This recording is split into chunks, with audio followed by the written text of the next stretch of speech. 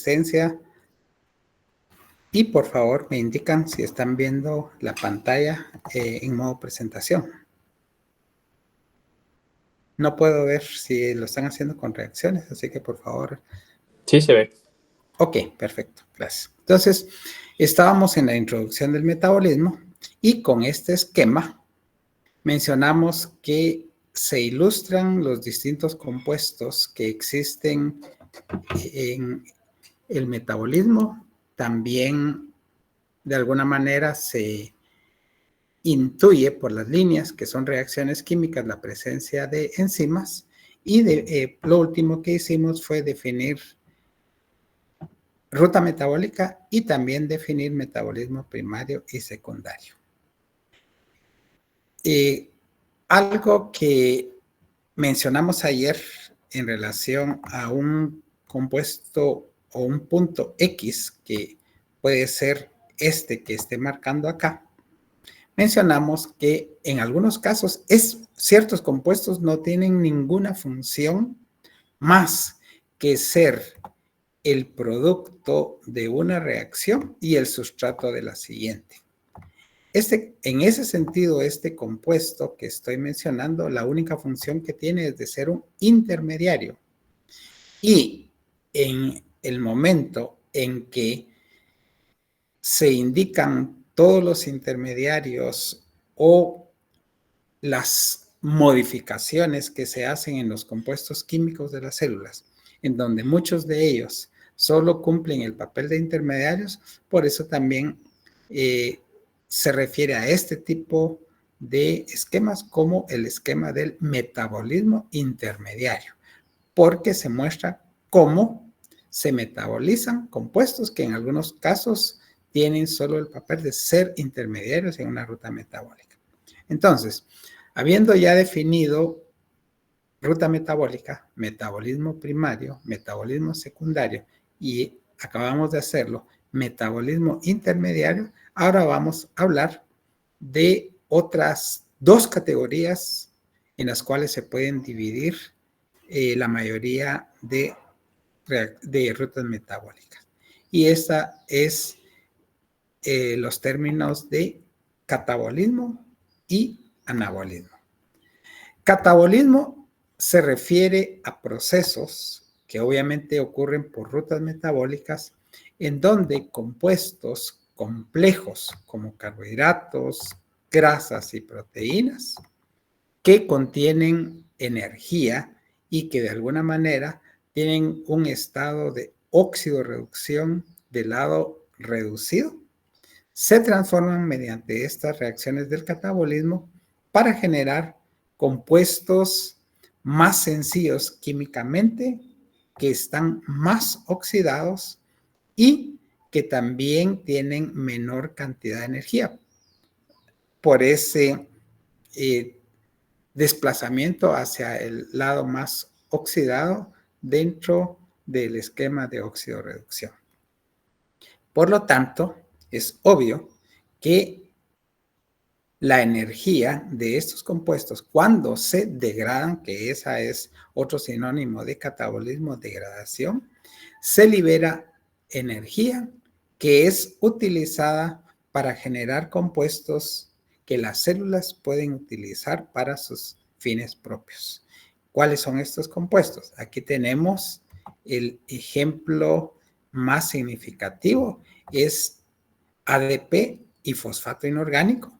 Son compuestos que tienen un nivel energético X, vamos a ponerlo en este momento, pero el compuesto que se genera a partir de ADP y fosfato es el ATP, que tiene un nivel energético más elevado que los reactivos.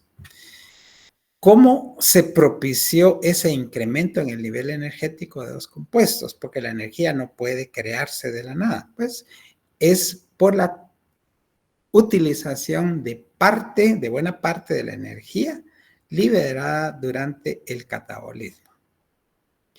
Y a su vez existe otro proceso que depende de este primero, y podríamos decir que el catabolismo de alguna manera podría existir de manera independiente, porque el ATP, por ejemplo, se podría degradar sin mayor consecuencia y entonces podría seguir la degradación de compuestos mediante el catabolismo.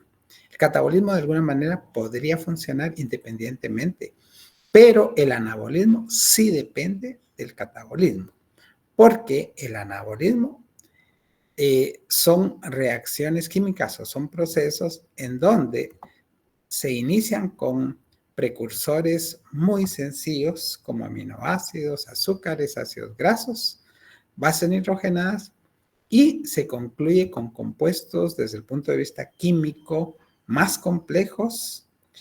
Estos compuestos también tienden a ser más reducidos y por lo tanto contienen más energía que las moléculas precursoras. ¿De dónde se obtiene la energía para generar estas nuevas estructuras más complejas, más reducidas, con mayor nivel energético? De la utilización de estos compuestos que son utilizados para transferir energía.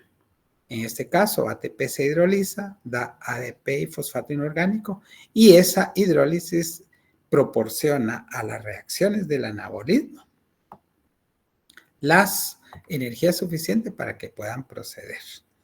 Además, aquí hay otras 3 moléculas que pueden estar en su estado oxidado, NAD, NADP y FAD, y cuando están en su manera reducida, tienen más hidrógenos, obviamente ahí vemos NADH, NADPH, FADH2, y estos podríamos considerar que también son moléculas que almacenan parte de la energía liberada durante el catabolismo y contienen buena parte de esa energía como electrones de alta energía. Por eso es que cuando durante el proceso metabólico se necesita poder reductor para generar compuestos más reducidos, estos compuestos los proporcionan. Entonces, catabolismo es degradación, anabolismo es biosíntesis. Y definimos los dos procesos que ocurren en sentidos opuestos con criterios químicos cuando dijimos que eran, por ejemplo, compuestos complejos que se transforman en compuestos más sencillos. Ese es un criterio químico. También cuando decimos compuestos más reducidos y compuestos más oxidados, es otra parte de un criterio químico. Y cuando decimos compuestos ricos en energía y pobres en energía, estamos hablando de un criterio termodinámico. De tal manera que la definición y la descripción de catabolismo y anabolismo puede hacerse con los criterios químicos, con los criterios termodinámicos que ya mencionamos, y hay un tercer criterio que nos permite clasificar a los procesos catabólicos y anabólicos. Y este tercer criterio es la forma en que están organizadas las rutas metabólicas del catabolismo y el anabolismo. Y esta es el esquema. El catabolismo, como son reacciones de degradación, nos permite visualizar que, por ejemplo, triacilglicéridos, glucógeno, sacarosa y otros aminoácidos, cuando se degradan, pueden generar acetato. Es decir, todas las rutas están organizadas, todas las rutas del catabolismo están organizadas de una manera convergente. Inician en distintos puntos y llegan a un mismo punto. Eso significa convergente. Mientras que las reacciones del anabolismo están organizadas en una forma divergente. Divergente es lo que pasa cuando ustedes están en la universidad, en una misma clase, termina la clase y cada quien toma un camino distinto. Divergen los destinos de ustedes. Entonces, acá el acetato es un compuesto que puede dar origen a pigmentos carotenoides, hormonas esteroidales, colesterol, triacilglicéridos, fosfolípidos. Es decir, estas reacciones anabólicas que parten del acetato están organizadas de una manera divergente. Entonces, con esos 3 criterios que hemos descrito, ustedes pueden hacer una mejor descripción de catabolismo y anabolismo. Y como siempre, la competencia es de que ustedes puedan evaluar condiciones metabólicas y poder clasificarlas como catabolismo y anabolismo, pues se podría plantear, por ejemplo, un proceso metabólico. Por ejemplo, alguien que está haciendo músculo, estimulando el músculo, consumiendo más proteína y pasado unas semanas tiene más músculo, ¿qué proceso sería ese, catabólico o anabólico?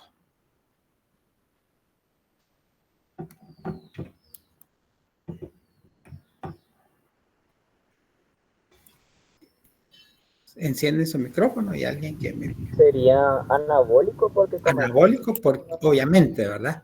Y hasta la misma palabra es utilizada cuando alguien consume esteroides anabolizantes porque permite el crecimiento del músculo. Entonces yo creo que es importante de que ustedes tengan esa capacidad de analizar una situación metabólica y poder clasificarla, no solo entre catabolismo, y si es catabólica o anabólica, sino también si es un proceso de metabolismo primario o secundario.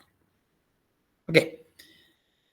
En resumen, todo lo que hemos hablado hasta el momento es, en primer lugar, una definición del metabolismo. Esta no es, podríamos decir, una definición oficial o que se tengan que aprender de memoria. Sin embargo, si todo lo que hemos hablado sobre el metabolismo ustedes lo tratan de describir, van a llegar casi a una descripción como la que se les muestra acá. Porque el metabolismo, en primer lugar, es una actividad coordinada y que es orientada a un propósito.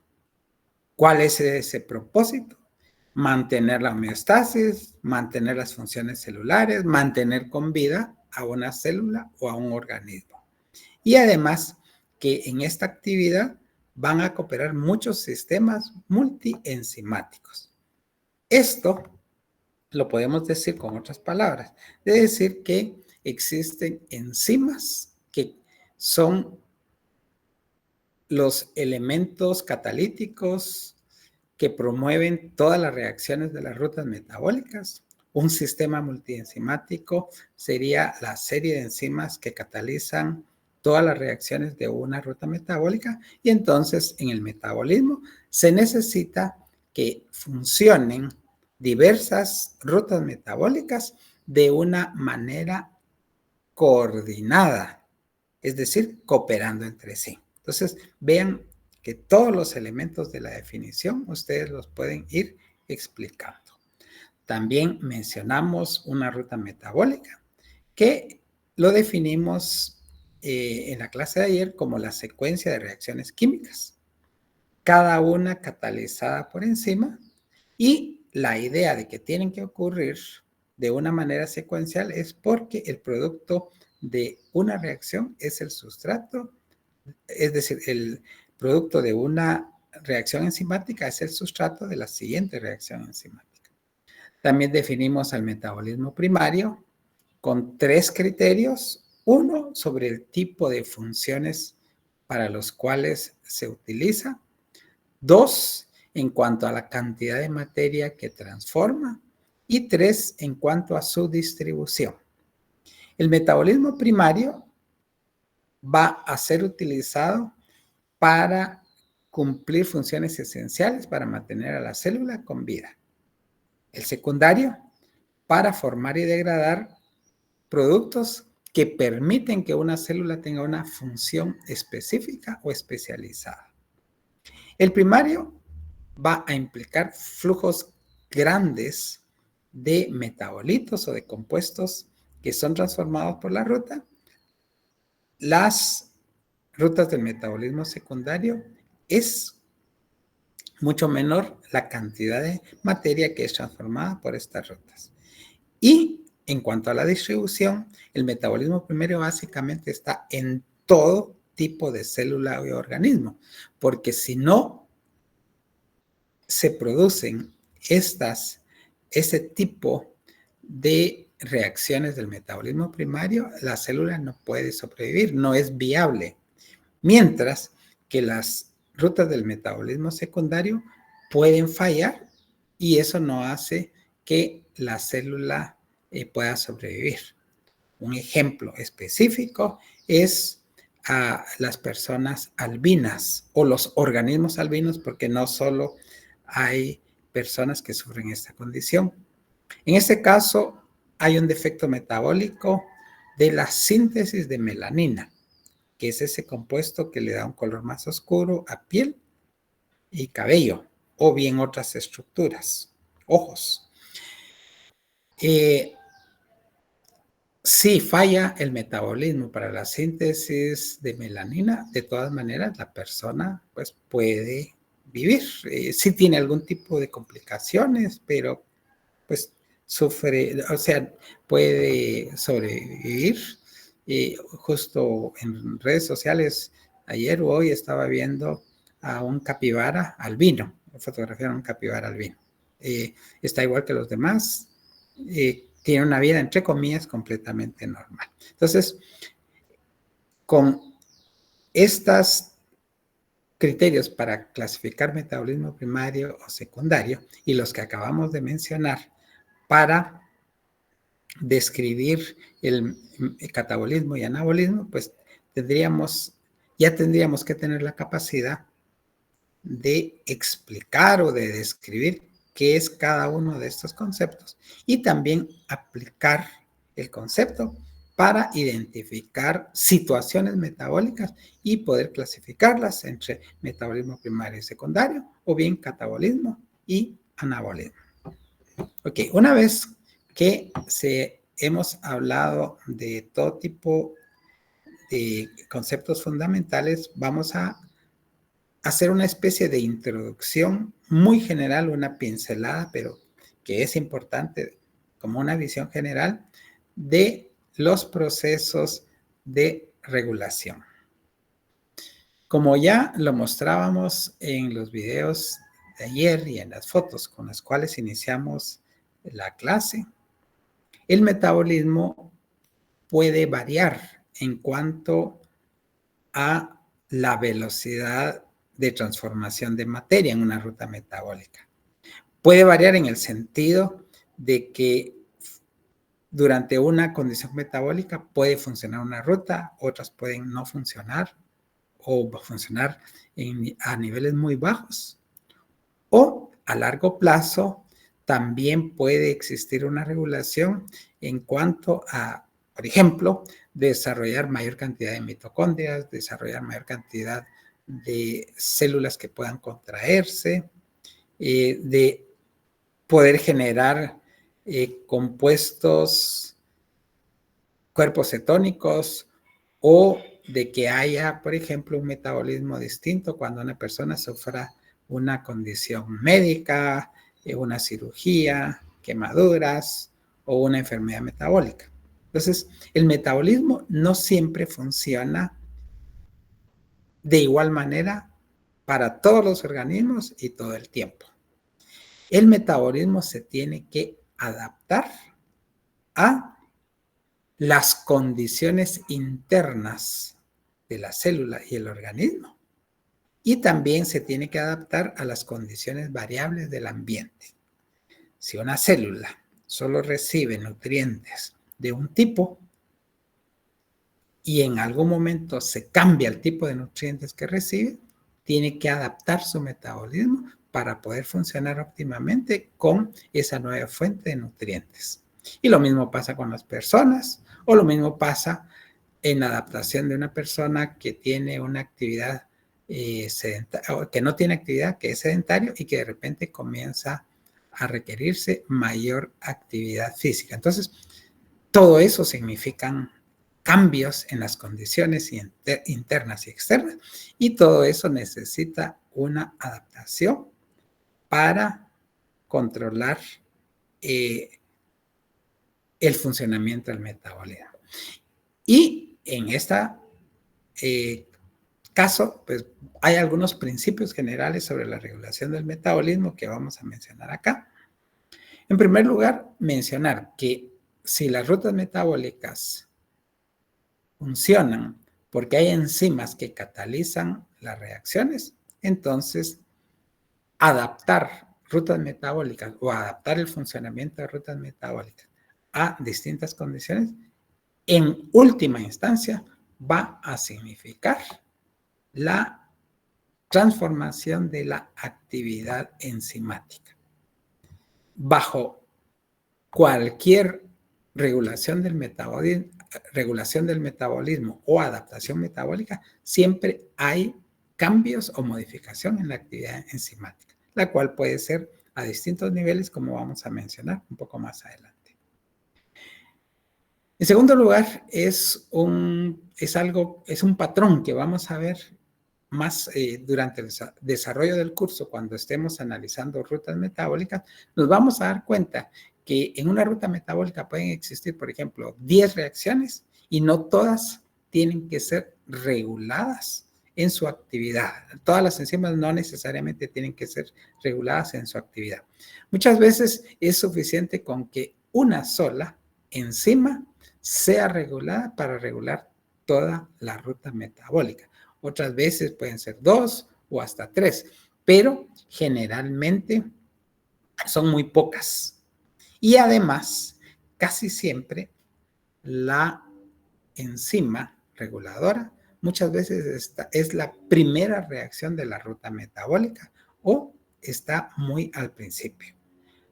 ¿Por qué? Ya vamos a dar más adelante un ejemplo específico de una ruta metabólica con una sola reacción de regulación y que está al principio. Y eso vamos a ver las implicaciones, por qué eso es importante.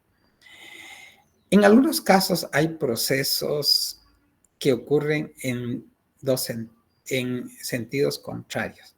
Aquí está dado un ejemplo, la glucosa que se puede transformar en un compuesto llamado piruvato, pero también el piruvato se puede transformar en glucosa en el organismo humano. Obviamente, si hay necesidad de piruvato, predomina la transformación de glucosa en piruvato. Si hay necesidad de formación de glucosa, va a predominar la reacción contraria. Y se logra una regulación de cada proceso para que idealmente solo funcione en un sentido cuando al menos hay una reacción distintiva en cada dirección. Es decir, algunas de las reacciones pueden funcionar en uno o en otro sentido, pero ser catalizada exactamente por la misma enzima. Pero cuando hay rutas que van a tener la misma enzima que puede funcionar en un sentido o en otro sentido, siempre hay necesidad de que al menos una enzima sea distinta para cada dirección. Eso permite la regulación. Otro elemento importante de la regulación es la separación de dos procesos o varios procesos en ambientes celulares distintos. Y aquí también se puede dar un ejemplo de procesos que pueden ocurrir en ambos sentidos. Ejemplo de esto es la degradación de ácidos grasos. Puede ocurrir en el hígado. En el hígado también puede ocurrir la síntesis de ácidos grasos. Generalmente no ocurre simultáneamente, es decir, degradación y síntesis no ocurre simultáneamente. Pero en el hígado se vuelve más eficiente la síntesis y degradación y además se vuelve eficiente su regulación por el hecho de que los procesos ocurren en ambientes celulares distintos. La degradación ocurre en el interior de las mitocondrias y la síntesis ocurre en el citosol. Entonces, con esta separación de distintos procesos en ambientes celulares distintos, se logra una mejor regulación. Y finalmente, para tener una idea de todo lo que puede estar implicado en la regulación, van a existir procesos que obviamente ocurren a nivel intracelular. Vamos a suponer que, siguiendo con el ejemplo de los sismos, de los temblores, cuando hay un temblor hay una reacción emocional que implica liberación de hormonas.